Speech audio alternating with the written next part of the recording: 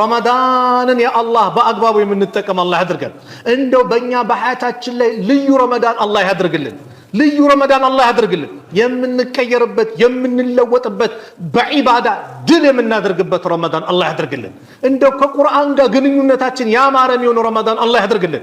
የአላህን ከሊማ ቃላትን እንደው በየሰዓቱ ጠብቀን ጊዜ ምንም ሳይባክንብን የምናነበው አናቅጾችን የምንረዳ የምናስተነትን ተደብሮ አድርገን ተጅዊዱን ጠብቀን የምንቀራ አላህ ያድርገን። ይህ ረመዳን በእኛ ላይ ልዩ ለውጥ የሚያመጣበት ረመዳን አላህ ያድርግልን። ያላገባውንም ወንድሞቻችን እህቶቻችንን አላህ ጥሩ ትዳር አላህ ይለግሳቸው። እንደው በዚህ ረመዳን ያላገቡትን አላህ ትዳር አላህ ይለግሳቸው። ወንድሞቻችን ሷሊ ሚስት አላህ ይለግሳቸው።